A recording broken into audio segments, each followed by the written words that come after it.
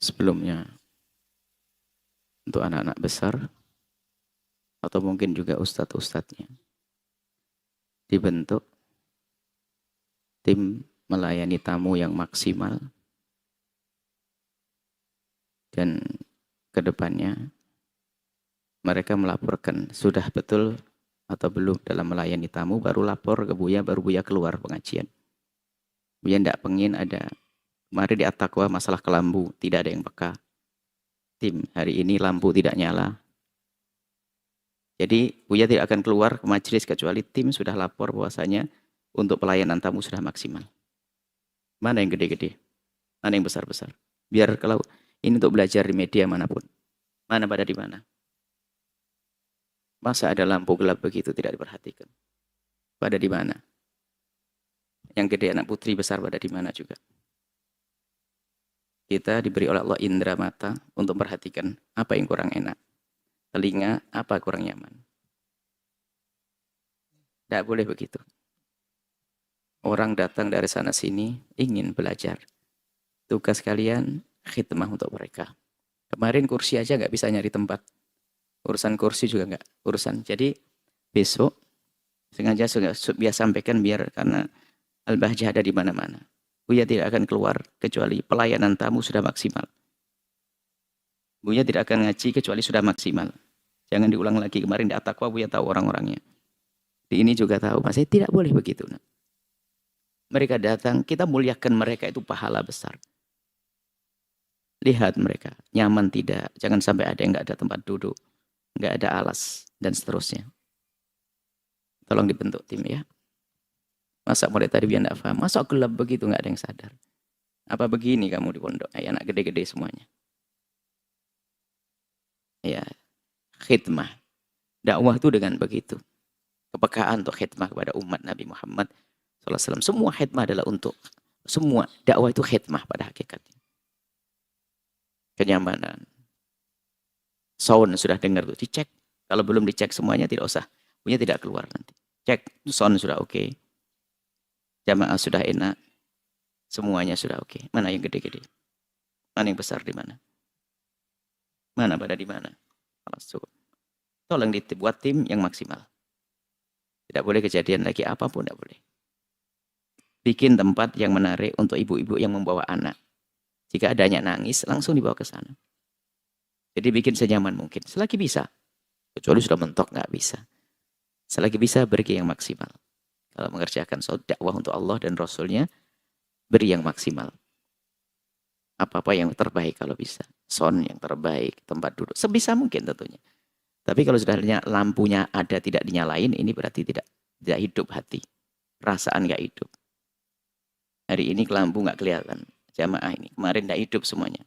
Ngapain kelihatannya mendampingi Buya? Buya bisa jalan sendiri. Tapi itu penting perhatikan. Jadi sambil jalan untuk lihat kenyamanan. Dan Buya pengen suara. Buya pengen yang jualan di sana itu juga ingin ngaji. Sound ada dengar di sana. Tidak boleh ada sound mati. Yang di tempat parkir yang jauh di sana. Mereka jangan sampai hanya mengantarkan jamaah, tapi tidak dapat ilmu. Mereka juga ingin dapat ilmu. Tolong tim, catat semuanya. Tim, catat semuanya. Besok ke depan Buya tidak akan keluar kecuali sudah beres laporan. Buya sudah 1, 2, 3. Ingat, khidmah untuk umat Nabi Muhammad.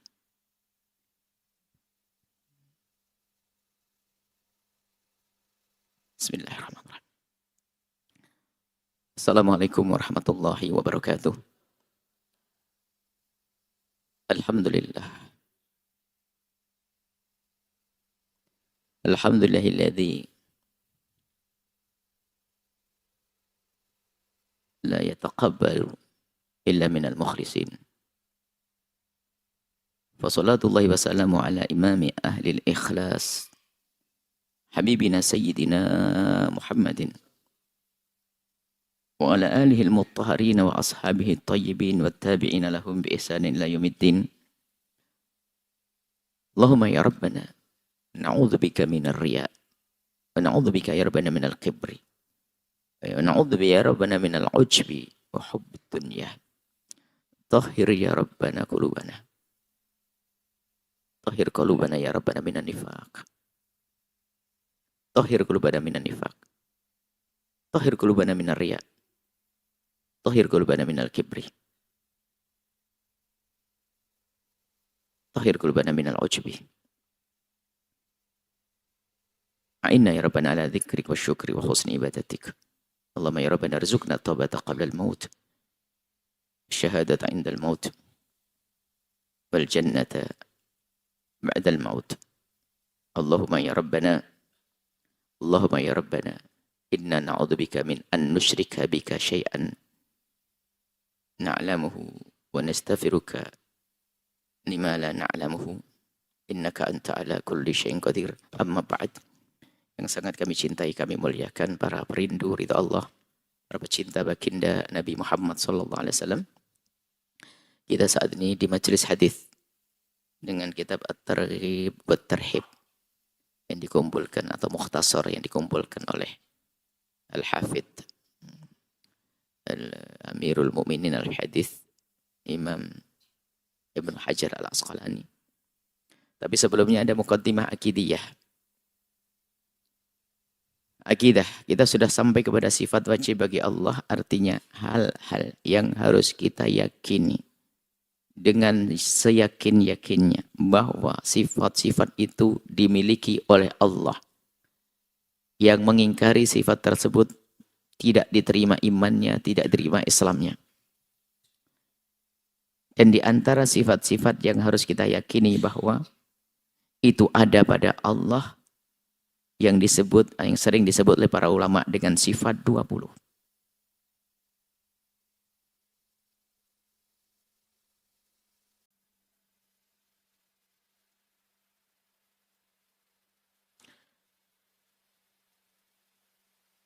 Semuanya mungkin kalau punya panduan kitab ini ringkas kitab dengan bahasa lokal. Bahasa Indonesia yang sangat Indonesia. Tidak kita masukkan di dalam catatan kami di bahasa selain bahasa Indonesia.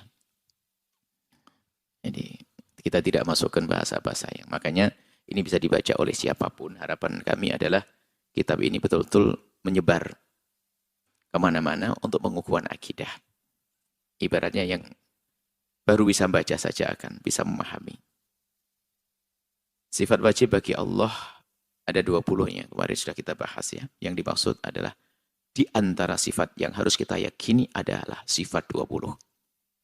Dan sifat 20 ini dibagi, ada yang pertama disebut dengan, ada 4 lah. Ada sifat nafsiyah. Pembagian ini hanya untuk mempermudah di dalam kita memahami ya. Pembagian ini. Semua adalah pembagian akidah yang dilakukan para ulama itu untuk mempermudah saja. Padahal semua satu martabat harus kita yakini. Di sini ada yang disebut dengan sifat nafsiyah. Sifat nafsiyah. Sifat nafsiyah adalah sifat yang menunjukkan adanya zat.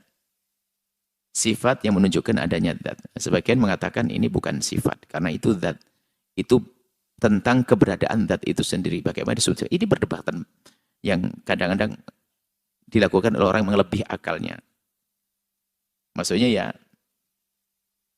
memperdebatkan sesuatu yang sebetulnya kita faham, cuman kadang-kadang menjadi membingungkan bagi sebagian orang di saat coba untuk difaham-fahamkan lagi. Contohnya sifat wujud. Nah ini. Para ulama ahli akidah itu membahas panjang, kadang-kadang justru orang awam malah hilang. Karena sudah masuk wilayahnya orang-orang yang sudah pembahasannya sudah detail. Sehingga betul, jadi kadang kita bisa paham dengan kalimat yang sederhana. Tapi kalau sudah mulai lebih belik-belik menjadi tambah hilang. Padahal pelik pembahasan detail ini untuk memperdalam. Maka Imam Ghazali mengajarkan kepada kita hendaknya untuk dasar-dasar akidah, kita jangan diajak bicara tentang dialog yang berbelit-belit. Pahamkan dengan yang paling sederhana. Pelik-pelik itu akan berlaku bagi orang yang menemukan permasalahan di dalam urusan tersebut. Sekarang kita tidak bermasalah, Allah ada sudah. Hanya dibahas sebagian orang. Bagaimana ada kok jadi sifat itu gimana sih? Ada, sudah nggak perlu. Ada kok jadi sifat.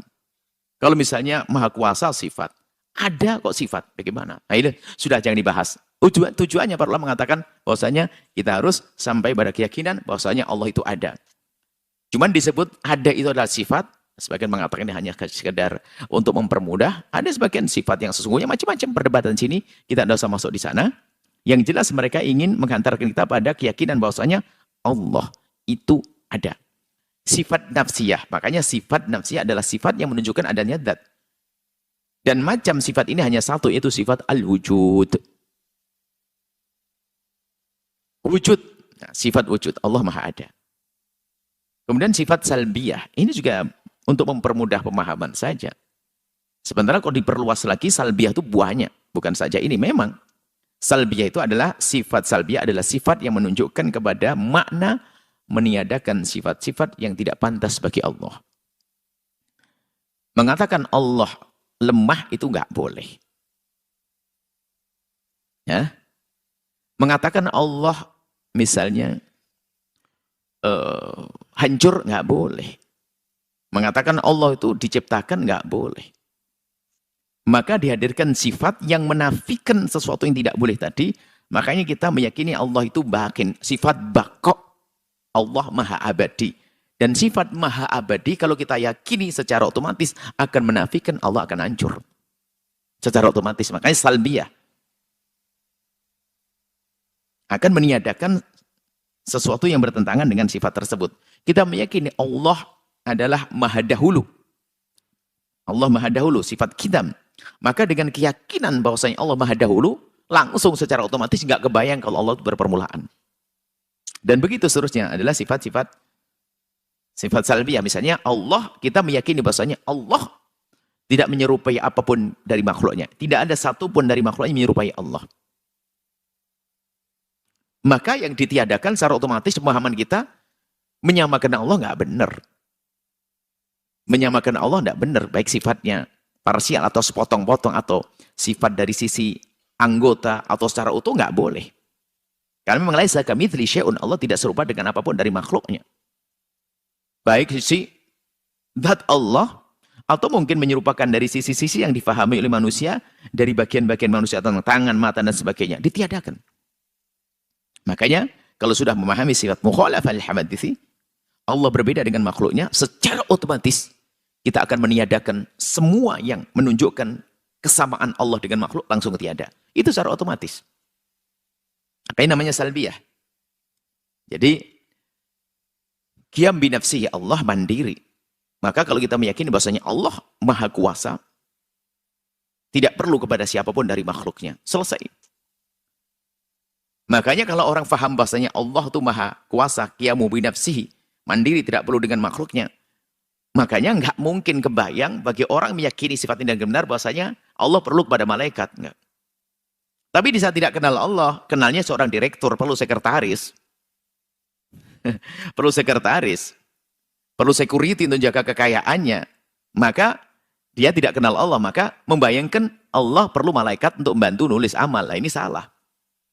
Tapi kita meyakini Allah itu adalah mandiri, maha mandiri, tidak perlu kepada apapun dari makhluknya. Loh, kenapa ada malaikat? Bukan karena Allah perlu kepada malaikat. Nah, sederhana. Karena sudah kita yakini bahwasanya Allah tidak perlu kepada apapun, tidak perlu kepada malaikat, tidak perlu kepada siapapun. Lalu kenapa Allah menciptakan malaikat? Karena kita sudah punya keyakinan Allah tidak perlu kepada apapun, ya sudah, Allah tidak perlu kepada malaikat. Lalu kenapa Allah menciptakan? Jangan tanya. Akan tapi, kalau kita mencari hikmahnya adalah untuk menunjukkan bahwasanya malaikat saja begitu dahsyatnya, begitu hebatnya, begitu kuatnya. Bagaimana yang menciptakan malaikat? Pikiran kita ke sana. Nah gitu loh. Jadi kita akan terkagum-kagum dengan sang pencipta. Allah menciptakan gunung. Jadi seperti itu. Salb. Jadi meyakini. Jadi kalau sudah kita meyakini sifat ini, secara otomatis yang bertentangan dengan sifat tersebut akan ditiadakan. Nah kalau orang meyakini sifat ini kok masih meragukan atau masih menganggap yang bertentangan masih mungkin ada, berarti belum meyakini sifat ini, sifat salbiyah. Masih meragukan, siapa yang menciptakan Allah? Nggak mungkin ada pertanyaan itu, Allah sudah qadim maha dahulu. Kenapa ada pertanyaan itu? Nggak mungkin, berarti kamu belum paham bahwasanya Allah maha dahulu. Maha dahulu tidak ada yang mendahului Allah. Maka kalau kita meyakini bahwasanya Allah maha dahulu, tidak didahului apapun dan siapapun, Allah maha dahulu, keberadaan Allah tidak berpermulaan, selesai. Nggak akan ada pertanyaan siapa yang menciptakan Allah. Kapan Allah mulai berada? Nggak ada. Karena Allah maha dahulu. Itu namanya salbiyah. Wahdaniyat, Allah maha tunggal. Kalau sudah meyakini Allah maha tunggal dengan keyakinan Allah maha tunggal. Satu. Maka nggak bisa mengatakan ada dua, tiga, nggak mungkin. Tentunya dengan dialog, dengan menggunakan kecerdasan akalnya. Dihubungkan dengan sifat yang lain tentunya. Ini akan kita bahas tentang sifat-sifat itu. Jadi ada sifat namanya salbiyah. Dan sebagian mengatakan banyak sifat-sifat itu sebetulnya pada hakikatnya akan punya makna salbi. Jadi setelah lagi kita tetapkan sifat itu, akan meniadakan sesuatu atau sifat yang bertentangan dengan sifat itu. Tentunya hampir rata-rata sifat, cuman ini pembagian saja. Maka pembagian itu untuk mempermudah sebetulnya. Baik, ada sifat salbiyah, ada sifatul ma'ani. Tentang makna. Sifat ma'ani adalah sifat yang ada pada zat Allah. Yang maha dahulu. Yang akan memberikan sifat khusus kepada zatnya. Jadi dengan sifat itu, akan memberikan sifat khusus kepada zat. Contohnya, al-ilmu. Allah, zat Allah. Allah ada. Setelah Allah ada, kita meyakini bahasanya Allah mempunyai sifat namanya ilmu. Ilmu adalah makna. Al-Qaim bidhatihi ta'ala. Satu makna yang ada pada Allah Ta'ala. Qudrah. Maha kuasa. Iradah. Itu sifat ma'ani. Ini sifat ilmu ini. Contoh sifat ilmu. Dengan sifat ini Allah akan disebut sebagai alim. Maka sifat yang dimiliki oleh Allah yang dengan sifat itu, maka Allah subhanahu wa ta'ala akan disifati dengan sifat itu. Allah maha ada. Kemudian kita meyakini ada sifat ilmu pada Allah, maka secara otomatis kita menyebut Allah alim, yang maha tahu. Al-Qudrah, iradah, ilmu, hayat, sama, basar, dan kalam. Namanya sifat ma'ani. Kemudian ada sifat ma'nawiyah, itu sifat ma'ani merupakan sifat khusus yang ada pada zat Allah, karena ada sifatnya ma'ani. Ada sifat ma'ani, sifat ma'nawiyah. Jadi, sifat kudrah nanti setelah kita meyakini Allah punya sifat kudrah sifat ma'ani, maka kalau kita yakin Allah punya sifat kudrah, nanti kita sebut Allah Al-Qadir. Atau Qadir, Maha Kuasa, namanya sifat ma'nawiyah. Maka sebagian itu mengalap cukup adalah dengan 13 bukan 20. Jadi, 13 bukan 20. Jadi ya cukup dengan sifat kudrah iradat.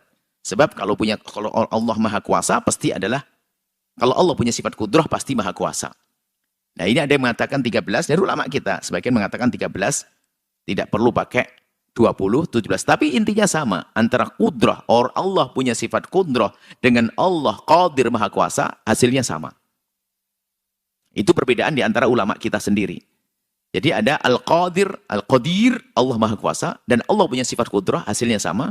Bahasanya Allah adalah Maha Kuasa. Seperti itu. Namun sifat ma'nawiyah itu adalah, yaitu Qadiran, Muridan, Aliman atau Aliman, Hayyan, Sami'an, Basiran, Mutakallima. Seperti itu. Jadi sifat 20 itu adalah ini. Yang harus kita pahami adalah sifat-sifat yang harus kita yakini bahasanya itu ada pada Allah Subhanahu wa ta'ala. Sifat wujud. Kita harus hafal. Sifat wujud. Sebetulnya lebih sederhana yang dihadirkan para ulama-ulama kampung yang Masya Allah dengan ketulusan kita langsung ngerti Allah ada. Allah wujud, qidam, baqa, khalafatu, lil hawadisi, qiyamuhu, binafsihi, wahdaniyah, kudrah, iradah, ilmu hayah, sama, basar, kalam, qadiran, muridan, aliman, hayyan, sami'an, mutakallima. Selesai. Ada lagu-lagunya di kampung-kampung. Nah, itu sifat. Nah, sehingga yang penting kita meyakini itu, pembagian itu, untuk mempermudah nanti di saat ingin memahamkannya. Padahal kita sudah hafal sifat 20, nggak ngerti mana salbiyah. Tidak penting itu, Anda tahu salbiyah, ma'nawiyah, nggak apa-apa, sudah. Yang penting Anda yakin Allah ada, Allah maha dahulu, Allah abadi, Allah maha kuasa, Allah maha hidup, Allah maha tahu, Allah maha kuasa. Selesai. Itu yang perlu. Artinya, bukan Tuhan kalau tidak punya sifat itu. Sudah, langsung. Maka sebenarnya kami isyaratkan, jadi memahami sifat 20 ini, karena di dalam sifat itu ada diperdebatkan. Baik orang yang tidak beriman, di antara orang yang beriman sendiri. Contoh orang Mu'tazilah mendebatkan tentang kudrah. Tentang sifat ma'ani. Ya kan? Tapi bisa kita maknai begini. Sifat 20 ini adalah sifat terpenting untuk dipahami oleh makhluk oleh kita yang bisa kita simpul begini. Yang tidak punya sifat ini pasti bukan Tuhan. Jadi bukan kita ke dalam meyakini Allah begitu saja. Tapi suruh melanglang ke penjuru dunia ini sesuatu yang dianggap Tuhan punya ndak sifat 20 ini. Kalau ndak pasti bukan Tuhan. Coba, ayo. Gitu saja sederhananya ini kesimpulannya. Bukan ke dalam meyakini adanya Allah yang maha wujud ini ndak. Tapi dengan memahami sifat 20 ini, percaya, yakin gampang. Semua yang ada di semesta ini, yang mulai zaman Nabi Adam sampai akhir zaman, yang selama ini dianggap Tuhan, memenuhi tidak syaratnya. Kalau memenuhi, ya itu Tuhan, Allah. Kalau coba, Namrud, mana dia dilahirkan? Fir'aun dilahirkan. Siapa lagi? Patung dibuat batu. Apalagi? Ayo. Itu loh maksudnya. Jadi dengan memahami sifat 20 ini, kita seperti punya tes, alat tes itu loh. Jadi mana sih dianggap Tuhan? Tinggal cek aja. Tuhan kok dilahirkan? Bagaimana ini Tuhan dilahirkan? Sebelum dia lahir bagaimana? Nggak ada Tuhan tuh bagaimana? Oh, ini kan, pasti berantakan itu dengan alat tes ini. Jadi sifat 20 ini sebenarnya untuk mengetes.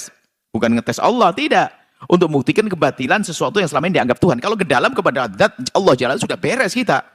Cuman yang kita cermati sepintas ini rupanya ini yang jarang diperhatikan. Bahwasanya justru dengan keyakinan kita akan sifat 20 ini, kita bisa menilai bahasanya itu Tuhan atau bukan yang diyakini oleh orang itu. Dan begitu mudahnya kita menolak kalau itu Tuhan.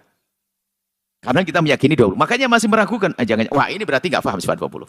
Kalau Anda memahami betul sifat 20, nggak mungkin Anda percaya Tuhan selain Allah. Nggak mungkin bisa. Selamanya. Nggak mungkin bisa. Termasuk yang meyakini Tuhan selain Allah, kalau dia betul-betul mencermati sifat 20 ini langsung berubah keyakinannya. Kenapa? Nggak mungkin Tuhan tidak memiliki sifat 20. Nah ini kalau kita cermati cerdasnya ulama dulu. Kenapa kok 20? Kenapa kok belajar sifat Asmaul Husna 99 itu aja? Kenapa? Ada maksud, mereka tuh dengan dialog panjang ini untuk apa? Bukan sekedar menguatkan iman ke dalam, tapi bagaimana untuk mengantisipasi, membentengi kita agar nggak percaya dengan sesuatu yang diyakini oleh orang-orang sana yang tidak beriman. Seperti itu. Nah ini dahsyat. Sehingga berkembang memang hak kebenaran sifat 20. Ini ya ciri khasnya madhab akidah, madhab Asy'ari. Ini saja insya Allah. Nanti rinciannya kita hadirkan satu demi satu. Singkat saja, sudah yakin kok panjang lebar, tambah nggak karu-karuan nanti. Anda sudah percaya dengan Allah, ya sudah. Nanti selesai insya Allah. Kita hadirkan pada pertemuan yang akan datang, insya Allah. Kita kepada kitab At-Targhib wa Tarhib. Ya Ibnu Hajar Al-Asqalani. Kita sampai kepada hadis yang ke-5. An Jundub bin Abdullah radhiyallahu anhu qala. Qala Nabi sallallahu alaihi wasallam bersabda, "Man samma'a samma'allahu bihi wa man yura'i yura'illahu bihi." Muttafaqun alaih. Bab riya. Bahayanya riya. Riya itu berbuat baik ingin dilihat manusia. Ingin disanjung manusia. Nah, ini bukan karena Allah. Sia-sia. Kurang ajar kepada Allah. Anda saja kalau ada orang ngomong dengan Anda matanya lirak-lirik ke sana nggak enak. Bikin Allah Jalla Jalaluhu yang tahu hati kita. Kelihatannya kita menghadap kepada Allah, tapi bukan karena Allah, karena manusia. Sehingga itu disebut dengan syirik. Tapi khafi, tersembunyi. Tersembunyi di hadapan manusia, tapi Allah tahu. Bahwasanya dia telah melakukan kebaikan bukan karena Allah. Sama. Barang siapa memperdengarkan. Jadi amal itu kadang dilihat oleh manusia, kadang didengar oleh manusia. Dan tujuan memperlihatkan dan memperdengarkan ini bisa jadi memang betul karena ingin sanjungan dari manusia. Cerita tentang sedekahnya, cerita tentang sholat malamnya, cerita tentang puasa Senin Kamis yang sudah 20 tahun itu, cerita Masya Allah macam-macam, cerita haji yang sudah ke-4 itu, cerita macam-macam. Cerita Madinah pun ternyata bisa jadi riya loh. Cerita Madinah, wah berubah ya, masih ingat saya tahun 20, tahun berapa ya itu ya? Itu masih belum begini. Tahun berikutnya juga belum begitu. Sekarang Masya Allah. Sebenarnya dia pengen cerita kalau dia umroh 3 kali. Dia gitu dong. Ini bahasanya halus banget ya. Halus tuh kelihatannya Masya Allah.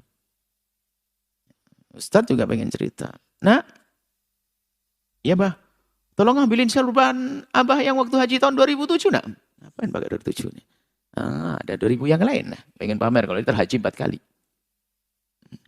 Sampai tiba-tiba dikasih undangan KPH itu kan dumel. Undangannya pakai H, padahal dia sudah haji. Nggak ditulis haji. Nggak tahu kalau saya sudah haji. Mana ini? Dipanggil Pak Haji. Ya boleh dipanggil Pak Haji, tapi jangan marah kalau sangat tidak dipanggil Pak Haji lah. Baik. Nah, riya itu halus banget. Semak, siapa memperdengarkan amalnya kepada manusia ingin disanjung, samma'allahu bihi. Maka Allah akan perdengarkan kejelekan hatinya nanti di akhirat, dipermalukan. Jadi samma'allahu diperdengarkan oleh Allah bihi dengan orang tersebut dengan kebaik. Jadi ditujukan dia bukan karena Allah, malu. Waman yura'illahu bih, sama. Berbuat baik yang dilihat orang, hanya pengen lihat manusia bukan karena Allah, maka nanti Allah akan perlihatkan, tunjukkan kepada oleh Allah kepada manusia bahwasanya nanti di malak di padang mahsyar, bahkan bisa jadi di dunia akan dihinakan. Makanya orang riya itu pada akhirnya nggak terpuji dia. Pada akhirnya nggak tersanjung, bisa saja ketidak terpujiannya itu tampak di dunia.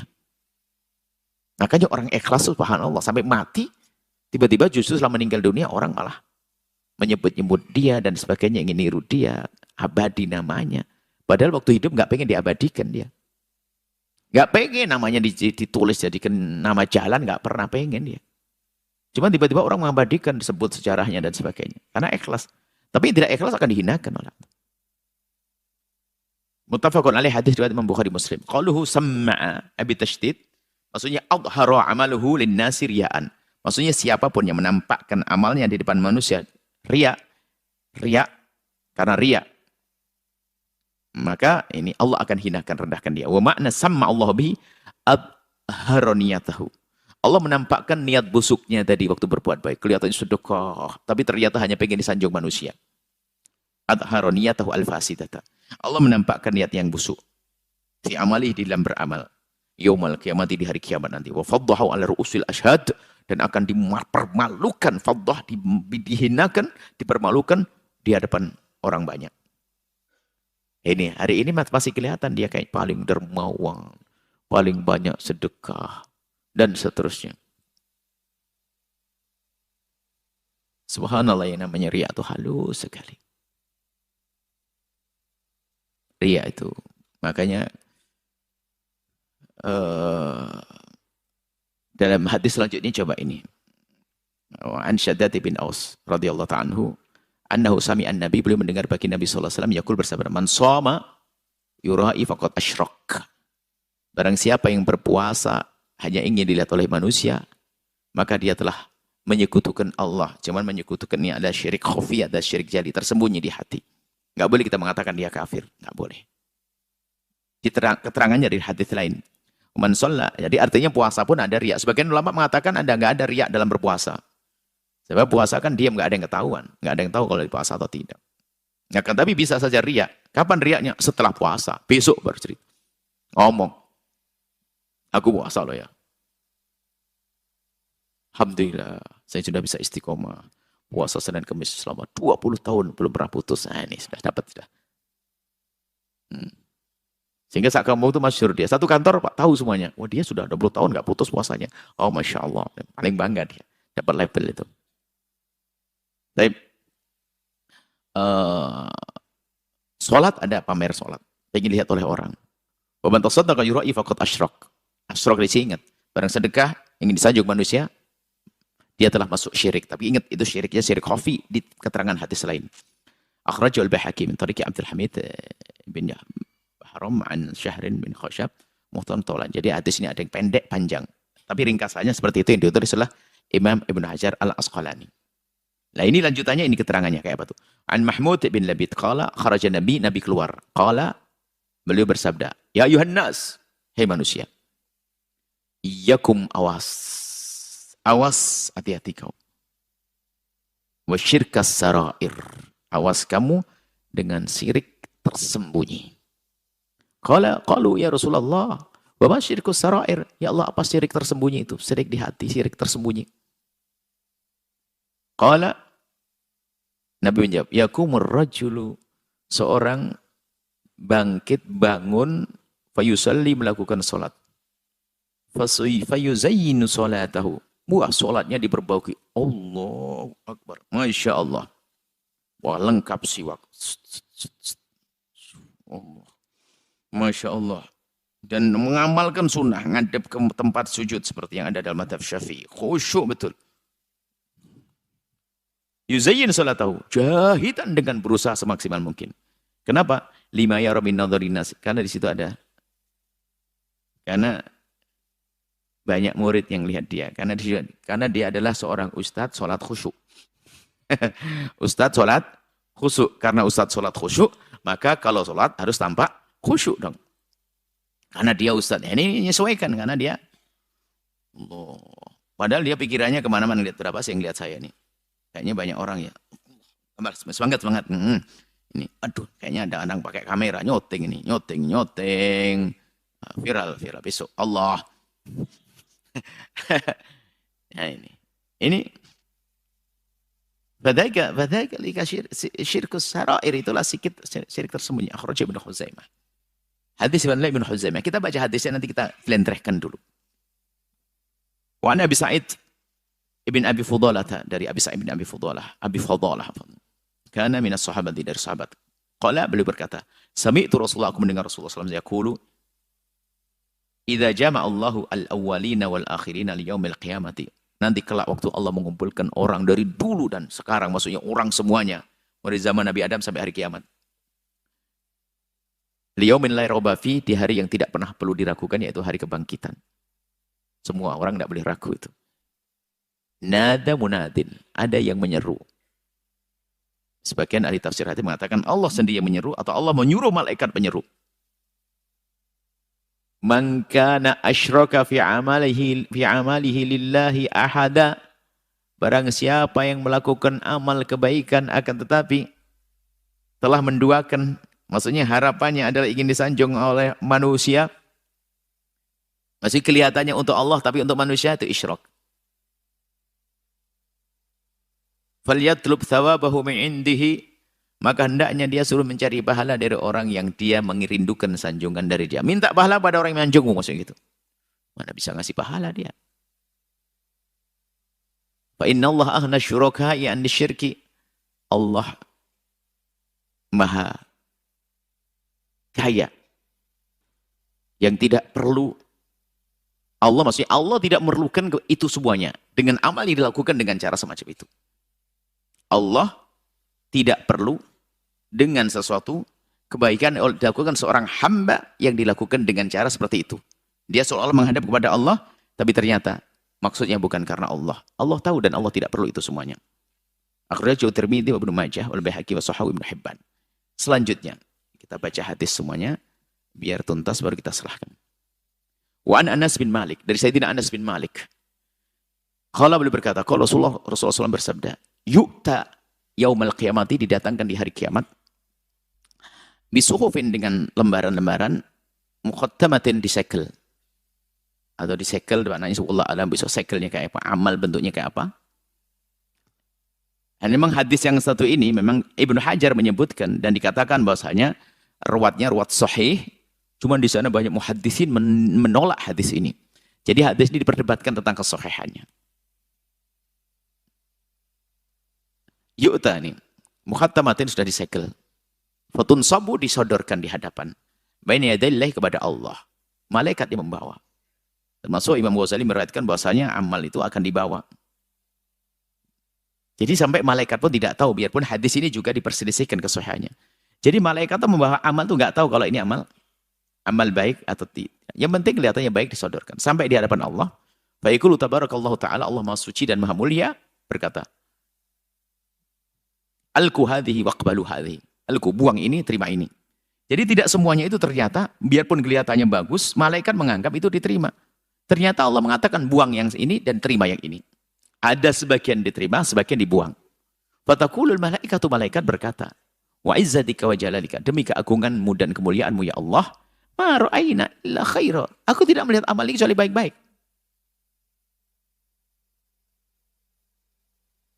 Wa yaqulullahu azza wa jalla, Allah Subhanahu wa taala berfirman, "Inna hadza kana li ghairi wajhi." Ini yang aku suruh buang itu, dia lakukan amal baik ini bukan karena aku. Karena sanjungan manusia. Wa inni la aqbalu illa mabtughiya bihi wajhi, dan aku tidak menerima amal kecuali dilakukan hanya untukku. Akhrajahul Bazzar wa Tabrani, ini hadis riwayat Imam Bazzar, Imam Tabrani bi isnadaini, dengan dua isnad, ruwatu ahadima ruwatu sahih, salah satu dengan sahih. Wal Baihaqi. Nah, ini kan oleh Tabrani dan Imam Baihaqi. Dan memang ada yang kurang lebih maknanya dari potongan hadis, ada yang sahih. Misalnya, innallaha la yaqbalu minal amali illa ma kana khalisan wabtughiya bihi wajhuhu. Ada mirip maknanya, tapi hadis lain dan itu sahih. Berarti kalau disimpulkan makna hadis ini benar, hanya kesahihannya diperdebatkan oleh para ulama.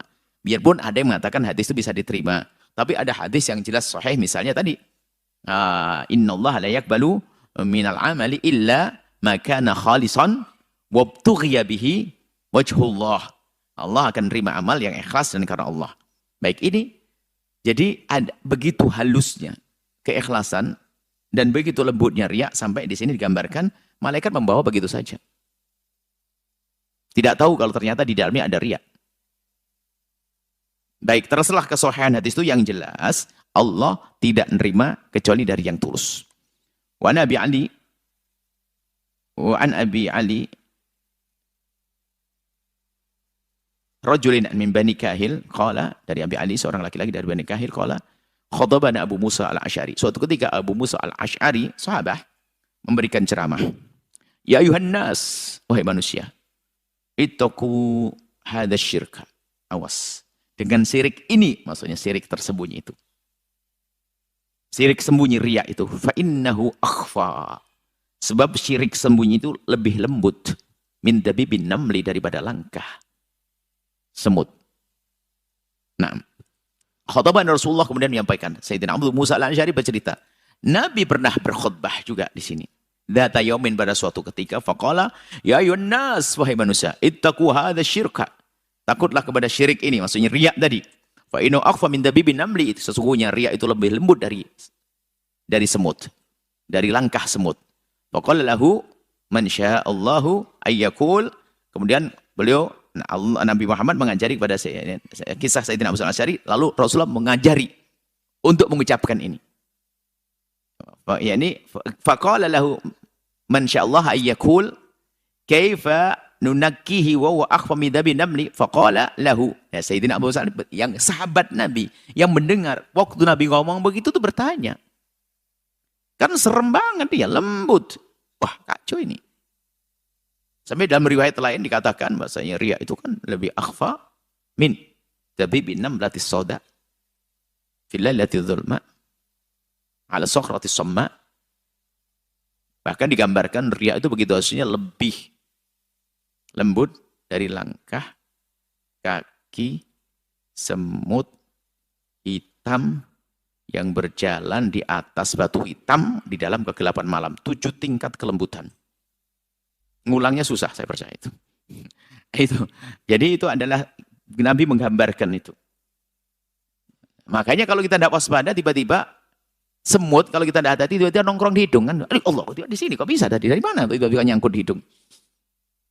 Halus sekali. Nah ini. Nah ini begitu beratnya, memang usaha zahir harus berusaha kita. Cuman ini ada dari Nabi. Baca Allahumma ni. Qala, Nabi mengatakan, kulu, ayo baca ini nanti ya. Sering baca ini kalau takut riya. Allahumma inna na'udzubika min an nusyrika bika syai'an na'lamuhu.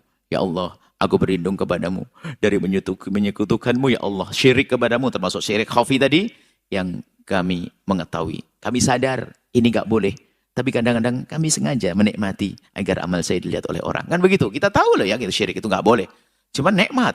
Waduh, sayang dong enggak ketahuan orang nih. Begitu. Nah ini, minta ampun kepada Allah. Wa nastaghfiru, kita minta perlindungan dari itu. Wa nastaghfiruka ya Allah. Dan kami mohon ampun kepadamu ya Allah, lima la na'lamu, yang kami tidak tahu. Syirik jelas ada terang-terangan. Syirik menyekutukan Allah dan sebagainya. Ada yang tidak diketahui tersembunyi adalah syirik khafi ini. Nggak ada yang sadar kadang-kadang. Akhrajahu Ahmad wa Tabrani. Hadis diriwayatkan Imam Ahmad dan Imam Tabrani. Urwatuhu ila Abi Ali muhtajjun bihim fis sahih. Adapun perawinya sampai Abi Ali adalah orang-orang yang bisa dijadikan hujjah dalam urusan hadis ini. Wa Abu Ali, adapun Abu Ali wathaqahu Ibnu Hibban. Ibnu Hibban mengatakan itu orang thiqah, bisa dipercaya. Walam ara ahadan jarrahahu, dan kami tidak melihat satupun yang mencela atau mengatakan dia punya kekurangan yang menjadikan rusak hadisnya. Wa Abi Ya'la nahwuhu, begitu juga riwayat dari Abu Ya'la serupa hadis itu min hadithi Hudzaifah, hadis dari Hudzaifah, illa anna qala fi, hanya saja Abu Ya'la menambah, ada tambahnya, qul yaumin 3 marrat, doanya 3 kali sehari.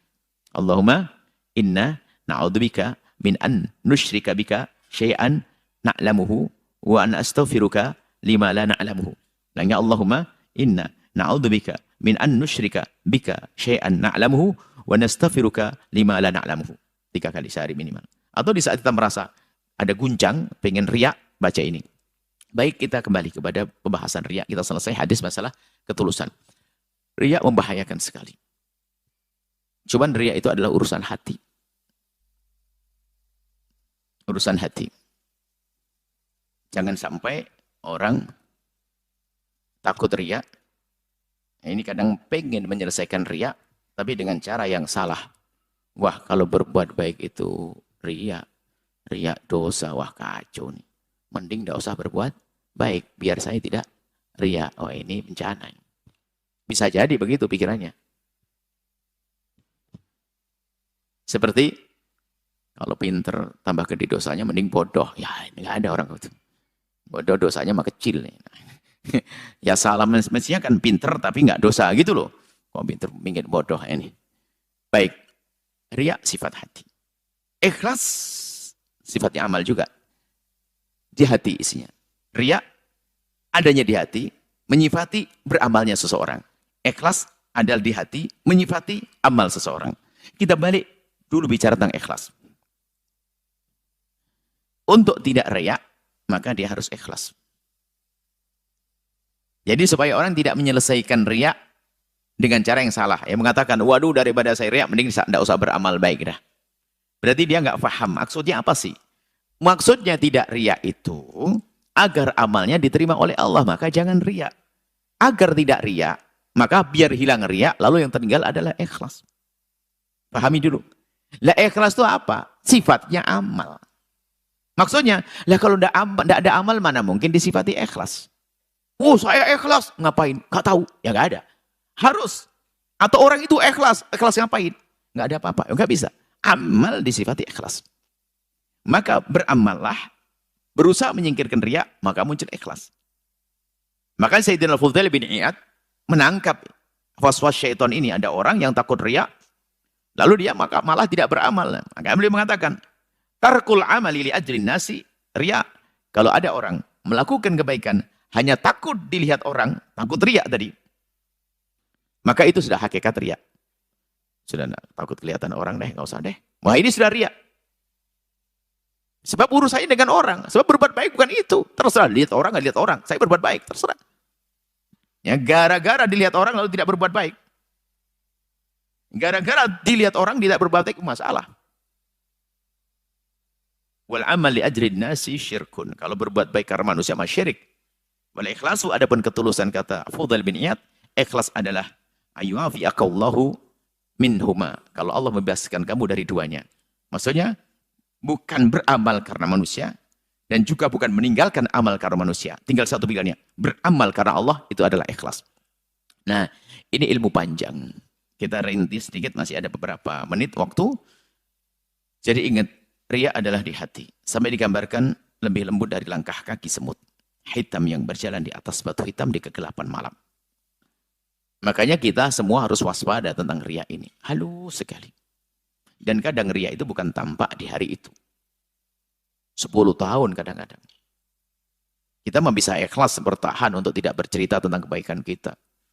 Tiba-tiba kita punya masalah dengan yang kita baikin 10 tahun. Kamu udah ingat ya waktu itu saya tolonglah, bubarlah kita. Padahal sudah 10 tahun. Sudah. Dipikir aman-aman. Makanya riya itu, setan itu mau pengen mencelupkan amal kita kepada kekotoran riya itu adalah bukan di saat dia beramal, setelah beramal. Sudah aman, nggak ada yang tahu. 10 tahun dia bantu tetangganya. Cuma ke tetangganya delkit ngomongnya. Kamu ini nggak tahu diri betul. Kamu nggak ingat ya dulu? Siapa yang menempatkan kamu di sini dulu? Siapa yang bantu kamu dulu? Wah, habis sudah. Padahal sudah 10 tahun mah enak. Nah ini, makanya ria itu berat banget. Tapi gak usah takut deh, beramal aja baik, nanti Allah akan menghilangkan ria. Jangan sampai gara-gara ini takut ria. Nah, cuman yang perlu dicermati adalah ikhlas di hati. Ria urusan hati. Maka dua hal. Jangan sok tahu tentang riaknya orang. Ini penting banget. Kita tidak tahu tentang riaknya orang. Makanya kalau Anda sudah menilai riaknya orang, salah. Maka antara riak ikhlas itu begini caranya. Kalau riak itu nunjuknya ke sini. Kalau ikhlas nunjuknya ke sana. Makanya kalau sudah kita mengatakan aku ikhlas, itu adalah ternodai. Loh kamu ikhlas kok ngomong? Ngapain kamu ngomongin? Bukan ikhlas karena Allah. Tidak usah ngomong ke saya deh. Maka kalau ikhlas itu ke sana. Tapi riak begini, saya mungkin riak. Boleh begitu. Tapi repot. Syariah. Apa itu kita aja pamar. Ini bak hati-hati, tolong ini. Jadi kita belajar di sini dulu deh. Teori dulu deh. Jangan sekali-kali mengatakan, oh aku ikhlas. Ada orang, padahal aku ikhlas. Bener ikhlas. Tapi ada tapinya. Ikhlas, jauh ngomong kenapa yang ngomong ikhlas? Saya tidak tahu hatimu kok. Lakukan kebaikan, sudah selesai, Allah yang melihat.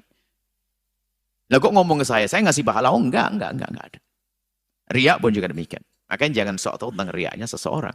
Yang repot saat ini kita, gampang ngaku ikhlas, gampang nilai orang riak. Nah boleh, jangan nilai orang riak. Kadang tampak riak tapi bukan riak. Kadang riak tampak riak bukan riak.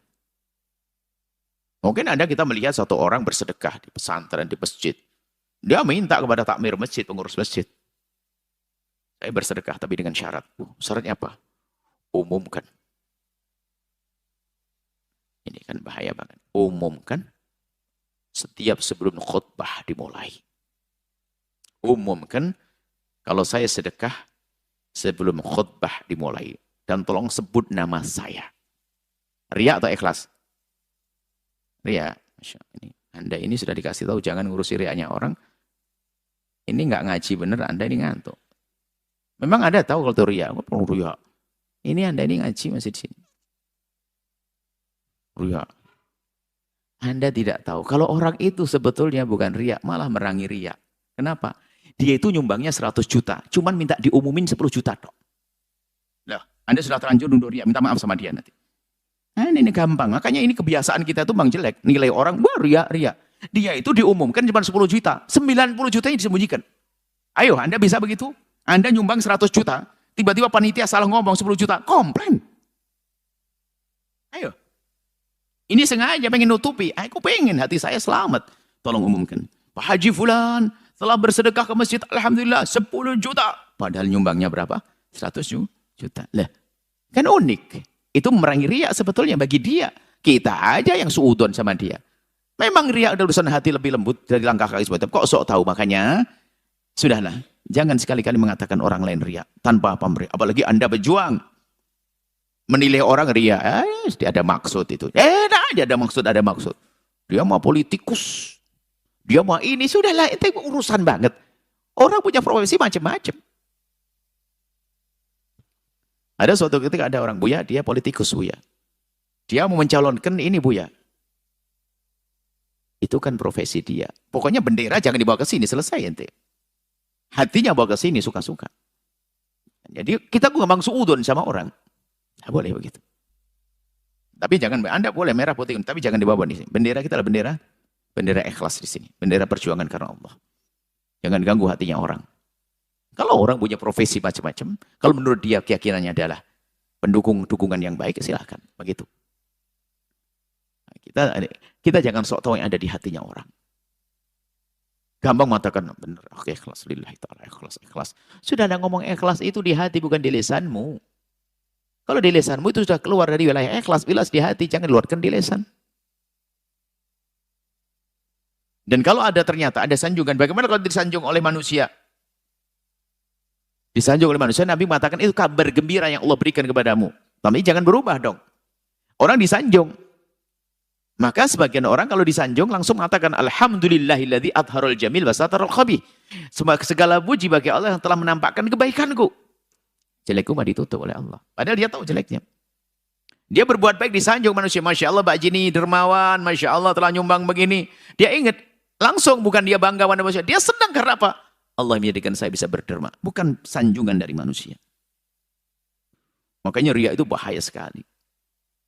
Riya itu bahasa. Itu pamungkasnya iblis itu. Seperti istighfar pamungkasnya orang beriman. Setan pontang-panting menangis gara-gara istighfar. Qasama dhahri istighfar. Ini sudah dijerumuskan oleh setan sampai masuk maksiat. Ujung-ujungnya istighfar. Nyesek itu setan. Maka bikin nangis setan. Istighfar. Setan. Ini sudah tak jerumuskan bertahun-tahun. Enak aja tobat-tobat. Diampuni lagi oleh Allah. Kan kesal setan itu. Tapi setan punya jurus pamungkas juga. Riya dibisikin senang sanjungan. Wah beramal baik. Tak taunya dicari di akhirat nggak ada. Kenapa? Senang sanjungan. Setan bising. Ngaji tuh. Sanjung nggak ada orang kayak kamu di sini. Hebat. Ayo. Makanya itu senjata pamungkasnya iblis itu riya. Makanya istighfar. Nastaghfiruka lima la na'lamuhu. Kami minta ampun kepadamu ya Allah. Ajaran dari yang kami tidak tahu ya Allah. Jadi si riya itu halus sekali. Nah, kemudian ini pungkasan di hadis ini.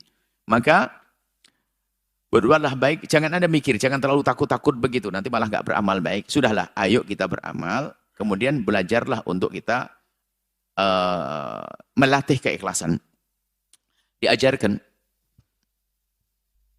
Kalau Imam Ali itu sedekah itu dibagi 4.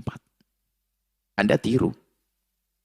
Imam Ali bersedekah, kalau dapat duit 1 juta, 250, 250, 250, 250. Ibaratnya begitu.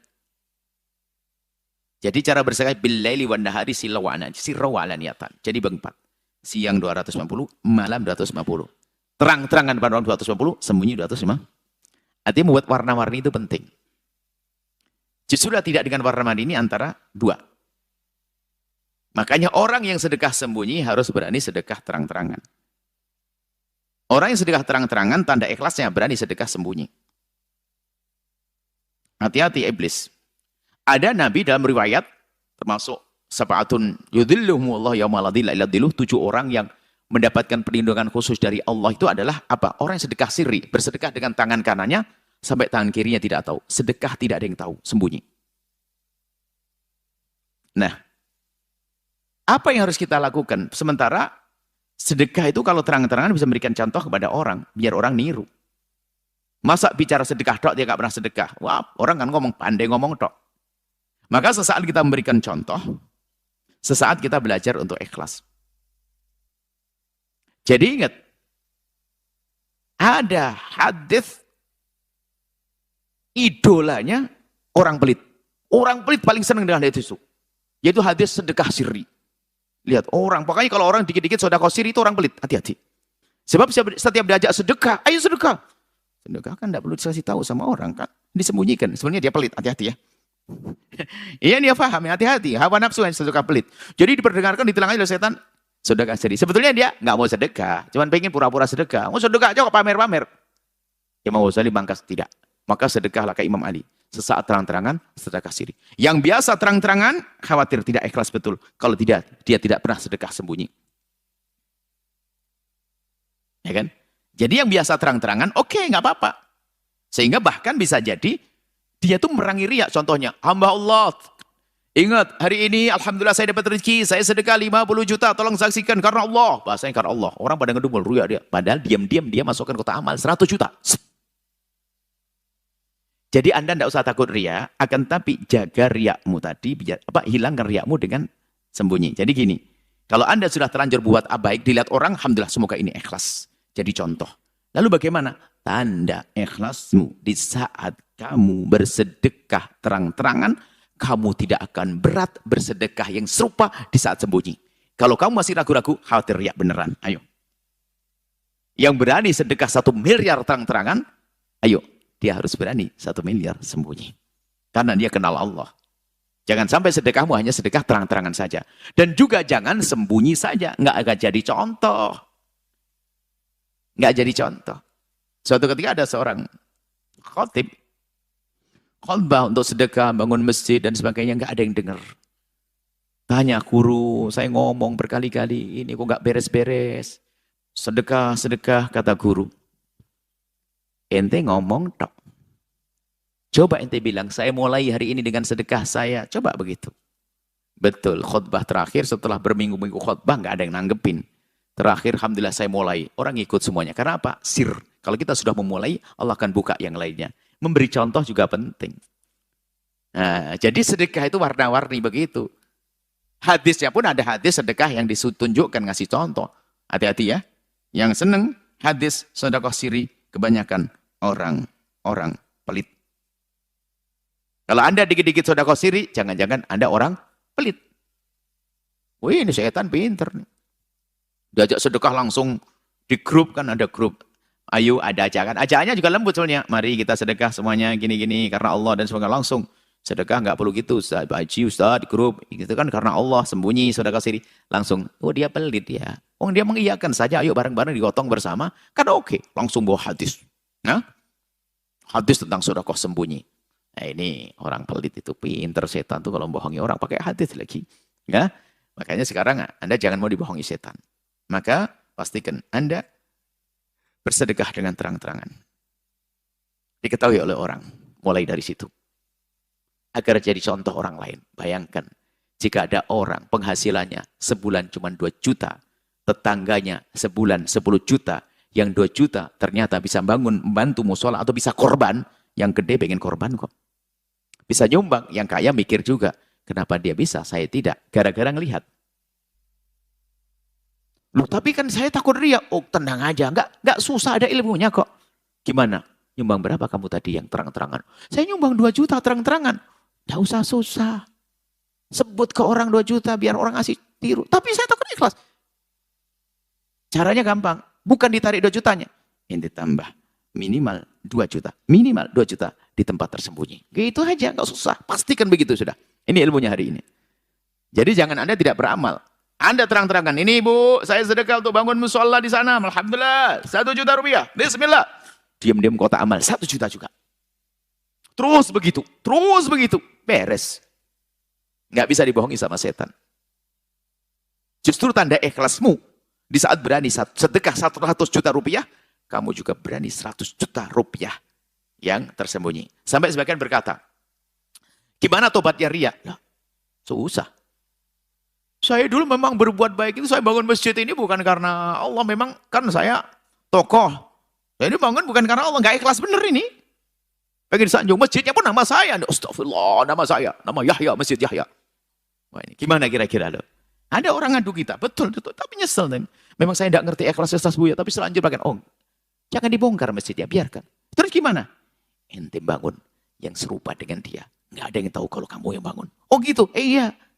Beres, sudah selesai. Tobatnya adalah bukan istighfar, iya. Tapi berbuatlah yang serupa. Yang tersembunyi. Beres semuanya.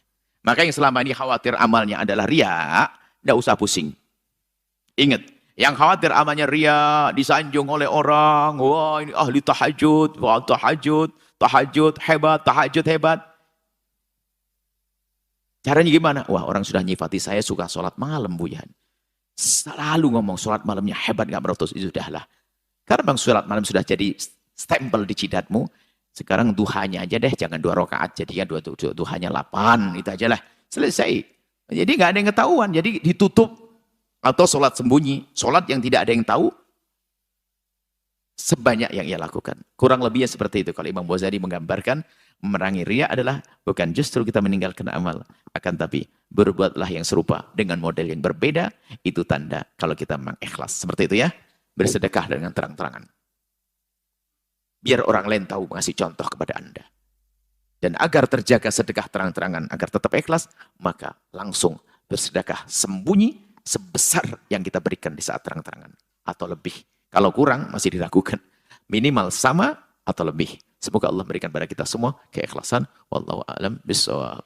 Baik, Masya Allah, syukran jazilan kami haturkan kepada guru kita tercinta Buya Yahya. Semoga semua yang beliau sampaikan dapat menjadi ilmu yang bermanfaat dan dapat kita amalkan dalam kehidupan kita sehari-hari. Amin, amin, ya rabbal alamin. Baik hadirin pemirsa Al-Bahjah TV dan mendengar setia Radio Network dimanapun Anda berada. Selanjutnya kita memasuki segmen tanya jawab. Kami akan memberikan kesempatan kepada para pemirsa dan pendengar. Bagi Anda yang ingin bertanya langsung kepada guru kita tercinta Buya Yahya, Anda dapat menghubungi nomor interaktif 0823 4071 3338. Kami ulangi 0823 4071 3338. Namun sebelumnya kami akan membacakan pertanyaan yang datangnya dari media sosial terlebih dahulu. Baik Buya, pertanyaan yang pertama. Assalamualaikum warahmatullahi wabarakatuh Buya. Saya hamba Allah izin bertanya tentang kurban. Saya memiliki dana yang cukup untuk berkurban, namun saya tidak bisa melakukannya karena dana tersebut ingin saya gunakan untuk membeli tempat tinggal bagi saya dan keluarga. Sayangnya, dana yang saya miliki belum mencukupi karena hasil tabungan dari pekerjaan saya belum mencapai target. Apakah saya boleh meninggalkan kurban? Bagaimana hukumnya menurut Buya? Karena saya pernah mendengar bahwa berkurban diwajibkan dan terdapat ancaman bagi yang tidak melakukannya. Saya ingin mendapatkan pencerahan, apakah saya termasuk orang yang mampu untuk berkurban atau tidak. Terima kasih dan mohon jawabannya untuk pembelajaran saya. Mohon doanya juga agar saya tetap teguh dalam iman dan Islam. Terima kasih Buya. Wassalamualaikum warahmatullahi wabarakatuh. Waalaikumsalam warahmatullahi wabarakatuh. Yang harus difahami pertama, korban menurut jumhur ulama dari madhab kita Imam Syafi'i dan madhab Maliki, madhab Hambali adalah sunnah yang sangat dikukuhkan. Menurut madhab Imam Abu Hanifah adalah wajib bagi yang mampu, bukan semua orang, dengan syarat-syaratnya. Jadi yang tidak mampu korban, ya nggak usah korban. Karena memang tidak wajib, nggak mampu kok. Ya, bahkan yang mampu pun tidak korban, tidak dosa. Cuman keterlaluan, dia nggak bersyukur. Sunnah dalam madhab kita Imam Syafi'i. Ya, kita harus pahami sunnah. Yang kedua, korban itu sunnah setiap tahun. Kita khawatir bahasanya orang itu tuh memaksakan begitu karena memang belum berkorban. Sehingga menganggap korban seumur hidup sekali. Jadi belum korban sama sekali sehingga kebingungan urusan korban. Tidak, hamba Allah. Korban itu sunnah setiap tahun. Kapan ada bulan haji tiba, maka disunnahkan Anda korban. Biarpun bulan lalu atau tahun lalu Anda sudah korban, datang bulan haji lagi, tetap disunahkan Anda untuk korban. Ini kesalahpahaman di kampung ini yang membahayakan. Menganggap korban seumur hidup sekali. Setelah itu sudah. Sehingga biarpun dia kaya raya, kalau ditanya, Pak Haji korban yuk. Oh sudah saya. Kapan? 10 tahun yang lalu. Ini kan problem ini. Makanya gara-gara salah paham ini ya, kalau orang awam salah paham ya nggak mungkin dong, kecuali karena dengar dari ustadznya yang salah paham juga. Sehingga di kampung itu pada penduduknya ribuan. Yang nyembelih kambing cuma 20. Ya, pantasnya buat soto. Kuahnya saja yang berbanyak begitu. Tapi di tempat yang kesadaran korban ada dan pemahamannya benar, ya hari raya korban itu betul-betul hari bersenang-senang, kambing begitu. Jadi seperti itu. Jadi Anda yang tidak mampu, maka tidak wajib korban menurut jumhur ulama. Bukan jumhur ulama, semuanya yang tidak mampu biarpun madhab Hanafi yang mengatakan wajib, Anda menjadi tidak wajib. Apalagi untuk kebutuhan rumah Anda, kebutuhan yang sangat mendesak bagi Anda tempat tinggal. Nah, kemudian insya Allah tahun depan Anda sudah punya rezeki yang cukup untuk bisa menyembelih korban. Dan tolong budayakan korban. Semua dari kita hendaknya bisa berkorban. Korban. Ya, ibaratnya kalau anaknya 3, suami istri jadi 5. Kalau nggak bisa ya 4, nggak bisa 3. Paling tidak ya 1 kambing. Itulah. Jangan sampai kita tidak berkorban di keluarga kita atau di rumah kita itu. Allah alam bissawab. Baik, Masya Allah. Syukran jazilan Buya atas jawabannya. Baik, selanjutnya kami berikan kesempatan kepada hadirin jamaah yang ingin bertanya langsung kepada guru kita tercinta Buya Yahya. Dari jamaah bapak-bapak 1 orang dan dari jamaah ibu-ibu 1 orang dengan 1 orang 1 pertanyaan. Dimulai dari jamaah bapak-bapak terlebih dahulu, silahkan.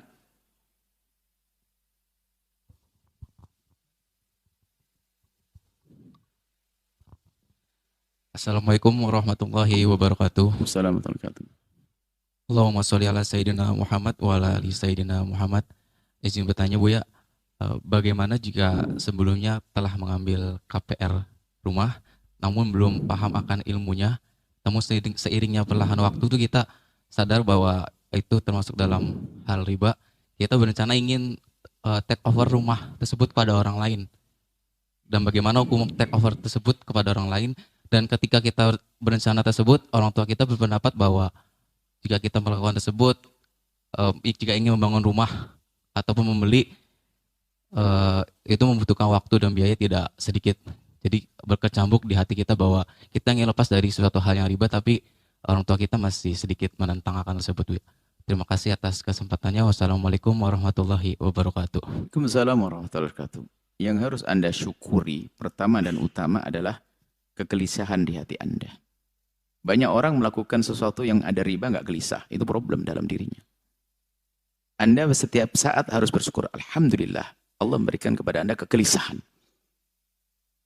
Coba ada orang biasa nggak gelisah. Na'udzubillah. Anda bersyukur. Allah beri kegelisahan. Itu iman di hati Anda. Kemudian setelah itu, Anda bisa berkomunikasi dengan yang syariah. Bisa Anda alihkan ke yang syariah, biar yang syariah menyelesaikan terputus dengan urusan ribanya. Jadi bisa. Sekarang ada lembaga-lembaga keuangan syariah yang bisa mengcover itu semuanya. Jadi Anda sekarang berusaha, setelah itu berurusan dengan bank syariah. Dan itu biasanya caranya adalah itu semua dibayar oleh bank syariah, dibeli oleh bank syariah, kemudian Anda menyicilnya kepada bank syariah. Itu ada nanti takyif fikihnya, cara mensyariatnyakannya ada. Biarpun secara zahir mirip-mirip, akan tapi keyakinan itu menjadikan hati Anda tenang. Dan memang antara riba dengan keuntungan yang halal itu secara mata zahir mirip, tapi sesungguhnya rohnya beda. Sehingga orang Yahudi waktu Nabi melarang riba itu mereka mengatakan, apa-apaan tuh Muhammad bikin aneh-aneh. Innamal bai'u mithli riba. Jual beli kan sama cari untung, riba juga cari untung. Lihat persis di hari ini pun ada orang yang pengen menyamakan sesuatu yang dikemas syar'i dengan yang tidak syar'i. Sehingga innamal bai'u mithli riba, sama. Orang Yahudi ngomong gitu, apa sih bedanya orang ngambil riba dengan jual beli? Jual beli kan ngambil untung, oh beda. Jadi Anda hijrah nanti pergi ke lembaga keuangan yang syariah untuk menyelesaikan ini, sehingga Anda bisa menyelesaikan dua. Urusan dengan Allah baik, urusan dengan orang tua juga baik, karena tetap caranya sama, hanya bedanya ditangani oleh yang syar'i. Dan kami himbau kepada siapapun, Anda harus punya kekuatan untuk menggiring orang kepada syar'i. Jika sebuah perumahan menjual kepada Anda tidak syar'i, Anda harga tawar dong. Anda jangan beli yang tidak syar'i, saya sampaikan. Justru untuk mendukung syar'i, Anda jangan mau beli perumahan yang tidak pakai syar'i. Saya sampaikan kalau Anda dengar suara ini. Biar apa? Biar gerakan menuju syariah mau. Satu. Yang kedua, jika ada masjid, pondok pesantren minta bantuan kok belum pakai lembaga keuangan yang syar'i, Anda jangan bantu. Kenapa? Dia tidak ada himmah untuk mengangkat syariat. Sebab kalau kita kompak mengedepankan syariah, maka semuanya akan bersyariat. Dan jangan lemah. Makanya kalau ada bantuan kok tidak syar'i, loh apa yang diperjuangkan? Apa yang diperjuangkan? Oh, tapi kan di bank syariah masih ada kekurangan dan sebagainya. Loh, kalau ada kekurangan kita sempurnakan dong. Paling tidak di situ kita kenalkan dengan cara transaksi yang syar'i dan seterusnya. Kemudian juga ada banyak hal kemaslahatannya kalau dunia lembaga syariat itu.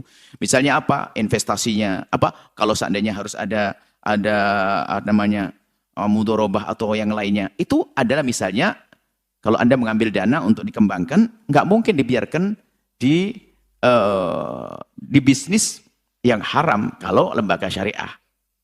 Jadi di lembaga syariah nanti uang Anda akan diputar sesuatu yang halal.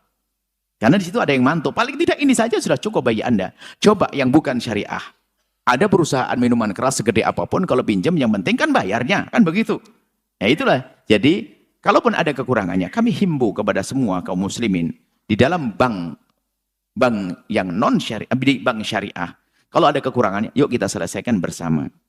Adapun bank konvensional, harapan kita adalah semuanya setelah itu bergerak melirik kepada syariah. Karena apa? Di Indonesia mayoritas kaum muslimin. Sehingga apa? Lebih indah lagi. Secara batin tenang, di hadapan Allah dapat ridho, bisnis tetap berjalan. Dan satu hal yang perlu Anda hadirkan di hati Anda jangan sombong dengan syariat. Kalau Anda masih melakukan sesuatu yang tidak baik, tinggal Anda banyak istighfar dan menyesali. Tapi jangan menjadikan itu boleh. Oh, enggak apa-apa. Lah itu Anda kesombongan. Cukup, ya Allah, aku masih di dunia keharaman, ya Allah. Ampuni, saya ingin hijrah. Ini. Kemudian yang terakhir, bagi yang memang sudah masuk wilayah syariah, jangan sekali-kali Anda merendahkan saudara kita yang masih di dunia-dunia konvensional. Karena Anda tidak tahu apa yang ada di hati kecilnya. Kita banyak melihat orang menangis dia. Ingin hijrah, cuman belum bisa. hanya karena dia disekolahkan oleh lembaga tersebut, hanya karena terlalu besar uangnya sehingga tidak mudah kalau kita mencabutnya, macam-macam sebab, maka Anda pun tidak boleh suudzon kepada mereka. Tapi doakan, ya Allah, semoga saudaraku ini segera terentaskan dari dunia konvensional. Lah, harapan kita, hei yang punya lembaga konvensional, sudah waktunya kita hijrah. Kaum muslimin di Indonesia in mayoritas. Nah, dan ketahuilah bahwa kalau sudah dikemas syariat, non-muslim pun akan nyaman juga. Tapi syariah yang benar ya. Lagi-lagi kalau ada kekurangan dalam dunia syariah ini, tugas kita untuk menyempurnakan bersama. Bukan untuk kita gembosi, apalagi kita lemahkan semangat orang untuk mendukungnya. Paling tidak Anda pertama yang mendukungnya. Sebagai seorang muslim, tanda keimanan di dalam hati Anda. Allah a'lam bishawab.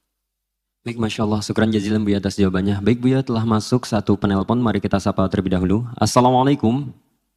Waalaikumsalam warahmatullahi wabarakatuh. Mari kita berselawat terlebih dahulu. Allahumma shalli ala sayyidina Muhammad wa ala ali sayyidina Muhammad. Allahumma shalli wa sallim alaihi. Dengan siapa dan dari mana? Dengan hamba Allah di Palembang. Silahkan bisa bertanya langsung kepada Buya. Baik, terima kasih. Ini ada titipan pertanyaan Buya. Bagaimana kalau ada orang yang berkata dalam tidurnya keluar Islam, namun tidak disengaja karena tidak bisa mengontrol dirinya karena tidur. Entah ngomong dengan jelas atau tidak, karena tidak diingat Buya. Seingatnya itu bibirnya berbicara. Dia tidak ingat kalimat itu diomongi atau tidak Buya. Itu bagaimana hukumnya? Terus kenapa ada Ustadz yang berkata kalau batas murtad itu ada 3 kali Ustadz? Apa? Ada juga yang berkata tidak. Gimana? Ada Ustadz yang berkata batas murtad itu hanya 3 kali. Ada juga yang berkata tidak ada batasan. Itu bagaimana Bu ya? Soalnya kami Batas bingung. murtad 3 kali. Iya Bu ya. Apa maksudnya? Soalnya kami ada dengar ceramah Ustadz katanya orang murtad itu keluar dari Islam itu hanya boleh masuk Islam terus keluar lagi hanya batasnya 3 kali Bu ya. Sekali aja nggak boleh. Dari mana Ustadz itu aneh-aneh? Baik. Kan Saya tidak kalau paham dari itu murtad maksudnya. terus masuk ke Saya tidak Islam dengar. lagi, murtad masuk ke Islam Satu. lagi. Gitu, Baik, paham. Terima kasih Bu ya, mohon penjelasannya. Yang pertama adalah dia tidur tidak sadar. Dia ngomong apa saja. Ya. Ngomong apa saja nggak dianggap namanya orang tidur. Jadi nggak akan dianggap dia murtad biarpun ngomong apa saja. Karena dia tidur, ngelintur ngomong, nyebut ini. Dan dia tidur, dibangun kaget. Ya sudah, tidur jangan dibawa-bawa, namanya tidur hilang akal. Kemudian murtad, saya tidak paham maksudnya murtad 3 kali. 1 aja itu haram, nggak boleh. Bukan. Dan masuk neraka. Kalau intobat, biarpun 1000 kali murtad, tetap harus kembali kalau pengen selamat. Bukan 3 kali batasnya. Na'udzubillah, dia murtad lagi. Sampai 1000. Biarpun yang 1000, tolong kembali. Jangan sampai kalau 3 kali nggak diterima. Tetap. Kalau mau selamat, biarpun 1000 kali murtad, ya tetap kembali himbauannya. Jadi nggak ada batasan itu. Saya tidak paham maksudnya apa itu.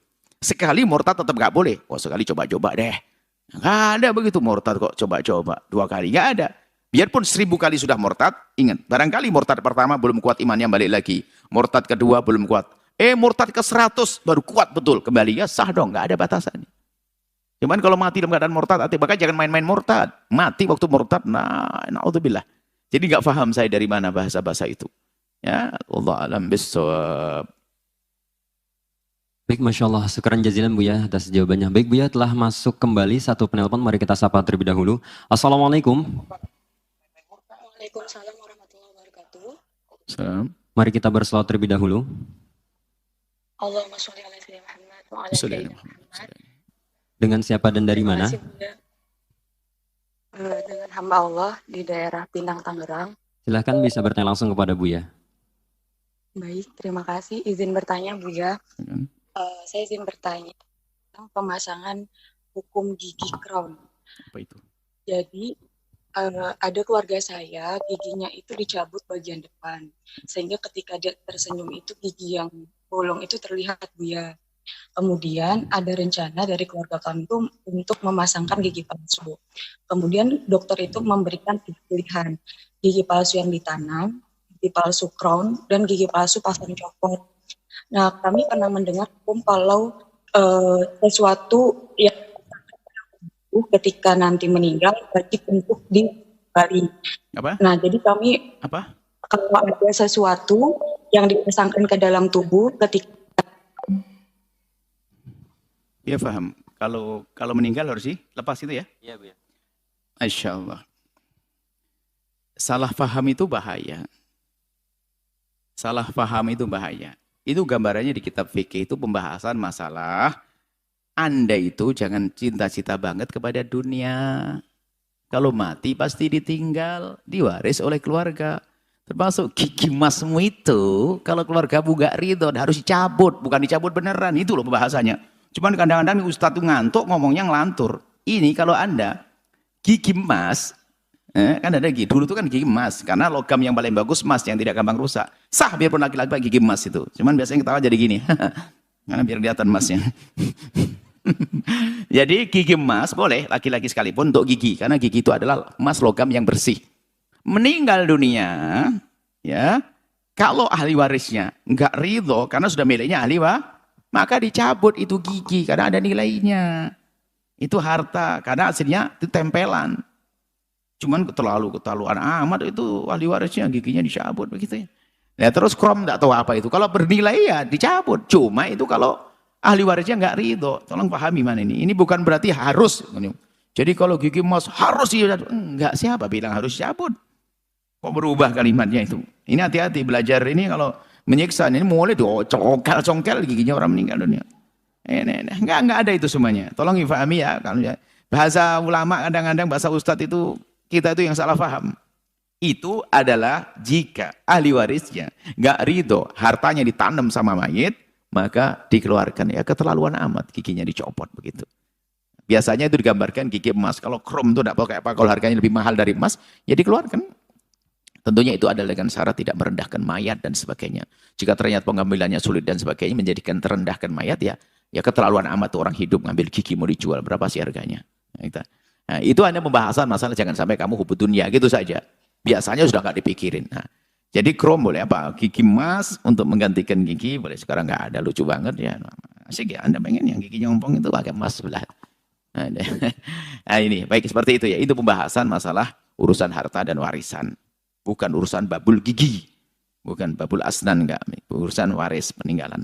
Itu saja, wallahu a'lam bissawab. Baik, Masya Allah. Syukran jazilan Bu atas jawabannya. Baik, selanjutnya kami berikan kesempatan kepada jamaah ibu-ibu dengan satu orang satu pertanyaan. Silahkan.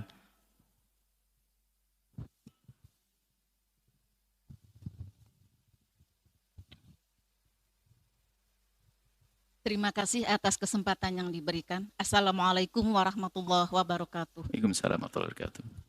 Allahumma sholli ala sayyidina Muhammad wa ala ali sayyidina Muhammad.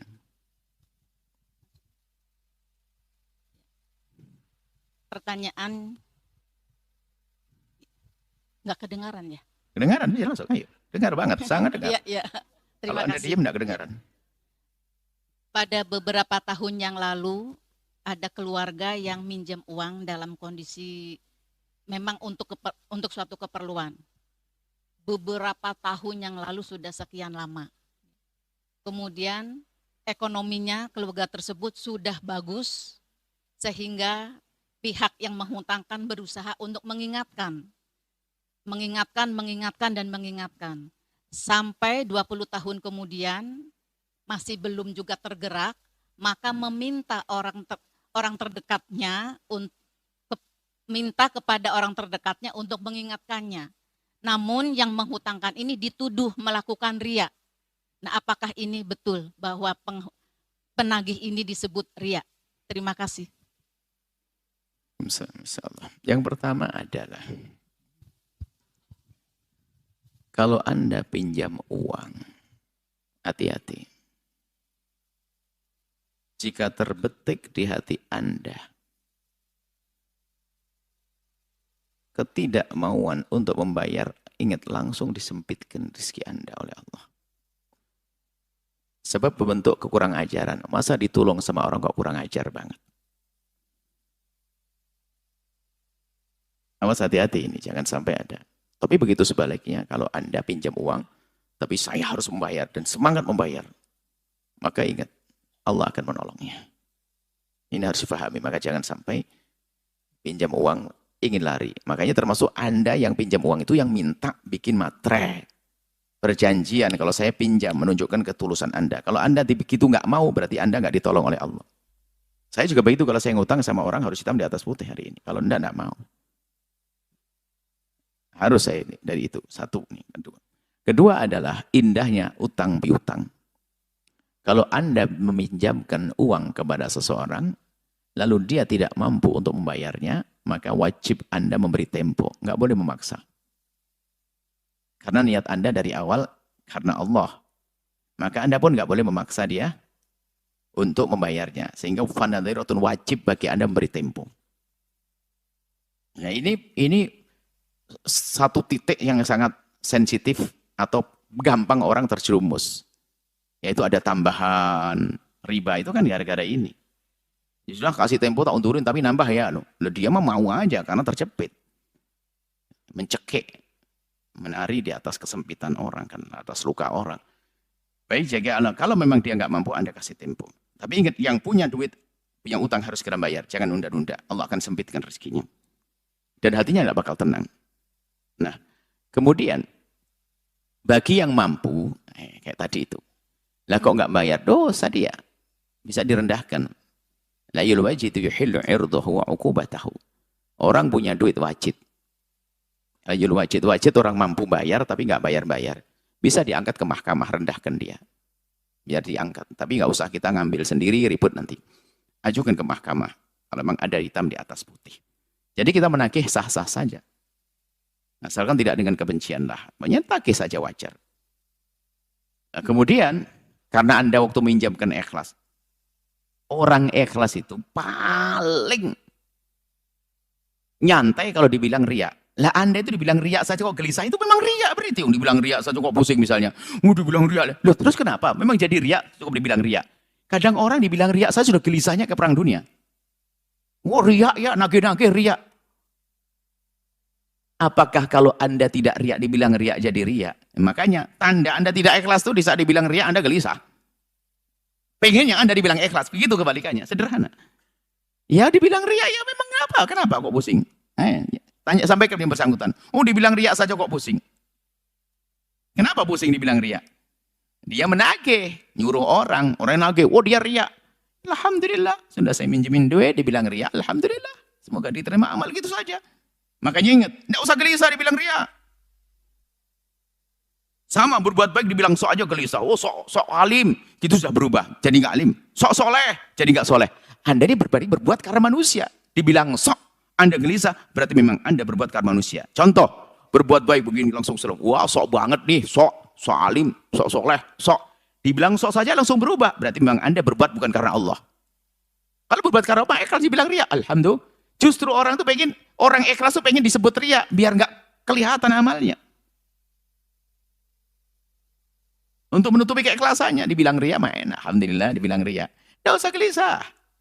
Nggak usah mikir siapa-siapa. Kemudian juga jangan mikir riaknya orang, mikir riak di sendiri. Seperti itu ya. Insya Allah ditagih yang benar. Kalau ternyata dia nggak mau, kita doain, kasihan orang yang punya utang tapi tidak bayar-bayar. Manusia yang akan sengsara. Karena apa? Dia nggak tahu budi dia.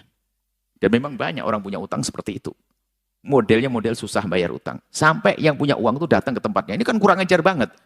Mestinya datang nganterin, dok lihat. Kalau manusia dengan utang mengentengin, susah nyungsep hidupnya. Karena dia zalim kepada orang yang minjemin kok. Kalau memang Anda tidak punya duit, Anda datang minta maaf, Assalamualaikum, saya belum punya duit dan sebagainya. Apalagi sudah mampu, hati-hati, terhinakan nanti. Dan ternyata antara orang pelit meminjamkan dengan orang yang pinjam gak bayar-bayar, lebih banyak yang pinjam tidak bayar-bayar. Sehingga semula saya mencurigai orang kaya ini pelit minjamkan. Sehingga orang fakir pada kerepotan. Ternyata satu orang kaya, ada orang fakir pinjam, satu orang kaya satu, 10 orang fakir pinjam gak balik-balik. Bukan gak balik, dicari gak ada. Kalau seandainya ngomong pun enak. Jadi banyak di antara kita sudah fakir, nyungsep dengan akhlak yang jelek. Kalau memang kita fakir, iya, tapi tolong berakhlak mulia. Kalau pinjam, kita sampaikan saya belum bisa dan sebagainya. Kalau dia dengan benar bisa saja dengan akhlak mulia, Allah buka hatinya punya duit, aku maafkan kau. Cuman memang akhlak gak benar. Sudah pinjam duit, kadang-kadang Masya Allah, telepon direcek, ngomong kasar, dan sebagainya. Masya Allah. Sampai akhirnya menjadikan orang kaya itu malas minjemi. Kenapa? Pengalaman pahit dengan si jelek ini. Akhirnya, aduh takut nanti minjemin, nggak enak lagi. Ini nggak enak lagi. Makanya saya marah begitu. Orang kaya pelit juga nggak menjual jelek. Allah yang mengatakan jelek, bakhil kan pelit. Coba hati-hati. Jangan bikin orang nggak bisa berbuat baik gara-gara perilaku Anda. Anda nggak mampu sampaikan. Siap, bisa jadi dibuka hati banyak orang. Suatu ketika, coba minta maaf. Saya dengan kesopanan Anda, tahu Anda, bebasin. Wong cuma berapa juta saja, bagi dia mah enteng. Sehingga kadang mereka tuh nggak perlu apa, perlu keinsafan saja, nggak perlu duit. Ya kok mereka orang kaya raya kok. Cuman dasar peminjam duit itu banyak yang akhlaknya jelek. Di sana memang ada orang kaya pelit, akhlaknya jelek. Ya yang kita jelekin, ya yang akhlaknya jelek. Kalau Anda memang tidak mampu, banyak doain. Jangan sampai sudah tidak mampu, oh akhlaknya nggak benar, kok diborong. Miskin akhlak, miskin fulus. Jika miskin fulus, kaya akhlak. Seperti itu. Yang punya utang semoga dimudahkan dalam bayar utang.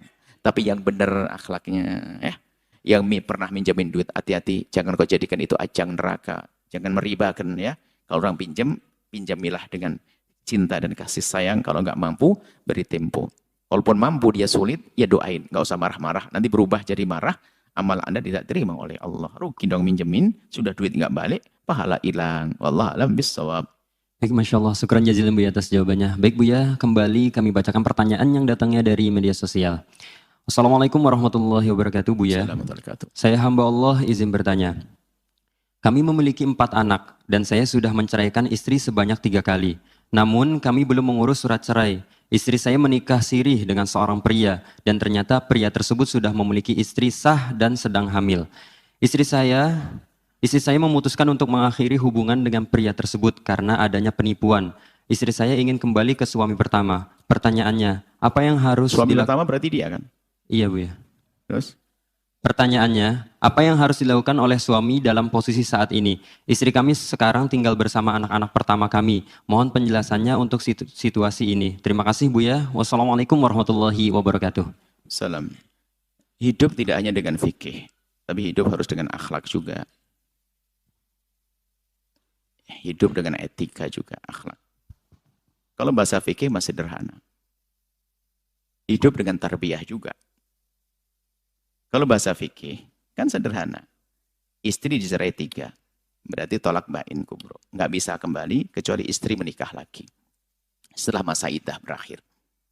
Masa iddah berakhir, nikah lagi dengan laki-laki baru. Terbohongi menurut dia. Nggak terima, sudah berhubungan suami istri. Dicerai sama istri suami yang kedua. Setelah cerai suami kedua, selesai masa iddahnya, boleh kembali yang pertama. Itu secara fikih. Secara fikih kan begitu. Kalau dalam dunia tarbiyah, kami akan bertanya, Anda ini kenapa laki-laki kok gampang nyerai 3 ini? Apa sebabnya? Ini tak marahi dulu Anda ini yang bertanya. Kok remeh banget cerai itu? Cerai itu untuk belajar. Sekali cerai untuk belajar. Untuk membenahi. Baru 2 kali membenahi. Nggak bisa dibenahi 3 kali. Sebab kalau ini permasalahan belum diberesi, dia balik lagi kepada Anda. Anda cerai lagi besok. Uang permasalahan di Anda atau dia. Beresin dulu dong. Ini masalah tarbiyah. Apa yang menjadikan Anda cerai? Kembali mah gampang, secara fikih kan gampang. Urusan surat ini babnya beda. Yang penting secara syariat, dia sudah dicerai oleh suaminya, sudah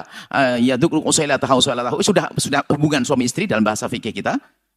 Kembali boleh setelah masa iddah berakhir dicerai. Cuman Anda ini kenapa kok sampai cerai begitu? Yang kami tangkap Anda mengharap dia kembali. Dan kami menanggap dia istri perempuan itu juga pengen kembali. Cuman kenapa rumah tangga kok pakai cerai 3 itu? Enggak ada kalimat lain yang lebih indah dari kalimat cerai. Laki-laki kok pada bebel semuanya itu. Ngerayu istri aja pakai ancaman cerai. Saya enggak, ini karena Islam enggak begitu. Sanjungan perlu. Jangan dikit-dikit cerai 3 lagi. Setelah itu nyesel. Ya? 3 nyesel. Punya anak 3 lagi. Astagfirullah. Nah ini justru ini cambuk yang harus saya berikan pada Anda. Sebab cerainya dulu apa? Beresin dulu. Jangan rujuk-rujuk dulu. Rujuk, cuman bedanya ini rujuk yang sekarang ini Anda harus akad baru lagi ke pengantin baru, 2 saksi dan sebagainya. Tapi kalau rujuk di masa iddah tolak 1, 2 langsung rojak tuki aku kembali kepadamu wahai ya sayangku, jadi begitulah. Itu sah. Tapi kalau sudah terpisah begitu, ini harus pakai akad baru nanti. Ya seperti itu. Jadi fokus Buya bukan masalah fikihnya. Fikih masih sederhana beres. Karena dia sudah menikah lagi. Kemudian setelah dicerai. Kemudian juga pertimbangan Anda itu bukan hanya karena dia berbohong dan sebagainya. Kalau ternyata suami yang kedua itu baik, biarpun Anda jadi istri kedua, kalau baik, mencukupi, nggak pernah ini, ya nggak usah Anda kembali kepada suami yang kasar itu. Atau yang ini. Jadi keindahan itu bisa Anda cari-cari melalui dengan kesenangan hati Anda sendiri. Nah, artinya pertimbangannya seperti itu. Kalau malah suami saya kedua kan berbohong lah. Ya. Tinggal bagaimana menata itu untuk memaafkan. Mungkin bukan berbohong, hanya tidak ngasih tahu Anda saja kan. Atau waktu itu Anda terlalu menggebu-gebu, sehingga dia belum bisa ngomong, sudah Anda iyai kan begitu. Ini bisa saja laki-laki berani menikah lagi itu kadang-kadang karena beraninya perempuan untuk nantang. Saya salahkan juga Anda ini. Saya pengen nasihati semuanya. Jadi Anda melangkah harus pasti, berpikir, merenung seperti itu. Nah, kenapa sudah halal ini? Saya tidak menganjurkan perceraian kok. Lebih baik berdamai dulu. Ada pun suami yang telah mencerai 3. Nah, ya sudah dihukum. Mencerai istrinya 3, ya biarin dia jomblo. Sama kayak gampang cerai-cerai. Anda ini yang bertanya ini loh. Gitu. Tapi mungkin ya, kalau saya marahi begini bukan marah beneran. Saya marahi kepada selain Anda juga. Maksudnya ada orang model-model begitu tuh yang saya ini demi cinta, demi kebaikan ya. Seperti itu. Bahasa fikih masih sederhana. Akan tapi punya fokus kepada kenapa Anda kok gampang mencerai. Dia memang bandel, kurang ajar, ya sudah. Kalau benar bandel, kurang ajar, ngapain juga Anda harap lagi setelah itu? Kan aneh Anda itu. Gitu loh. Jadi Anda yang cerdas dikit lah. Gitu loh. Tapi kalau Anda perlu nolong dia, sudah punya anak dan sebagai pertimbangannya. Tetap problem perceraian dulu harus selesaikan dulu. Sebab nggak ada artinya kalau tidak. Nikah lagi, besok berantem, cerai lagi. Seperti itu. Akhirnya kayak main-main nanti. Suruh nikah lagi istri. Nikah lagi. Balik lagi. Nikah. Apa itu? Ya kan? Semoga Allah menjaga semuanya. Yang rumah tangga indah. Yang mencerai segera menemukan jalan yang damai, indah. Tidak ada dendam, tidak ada permusuhan dan yang lainnya. Wallahu a'lam bishawab. Baik, Masya Allah, syukran jazilan Buya atas jawaban-jawaban dan penjelasannya. Baik Buya, dapat ditutup dengan pengumuman dan doa keberkahan. Tafadhol Buya. Yang pertama masalah korban, sudah berapa banyak yang sudah menyiapkan dirinya untuk berkorban. Korban tak kambing, bukan korban perasaan. Korban kambing, nyembelih kambing atau sapi, 1 orang 1 kambing. Anaknya 5 ya 5, kalau tidak punya ya bapaknya saja, atau 2 semampunya lah. Tapi jangan sampai Anda tidak berpikir tentang korban. Ini adalah ibadah besar yang hanya ada di bulan haji. Di hari lain nyembelih korban, nyembelih kambing, pahalanya tidak segede saat itu. Ada pun yang ingin berkorban di pesantren, kita juga nyiapkan pelayanannya. Anda bisa berpesan kambing segede apa, ukuran berapa, langsung ke 0821 2078 9344. Atau bisa langsung nanti rekeningnya pesanan sesuai dengan harga yang ditentukan ke Bank Syariah Indonesia nomor rekening 751 222 9918 atas nama Korban Al-Bahjah Korban 451.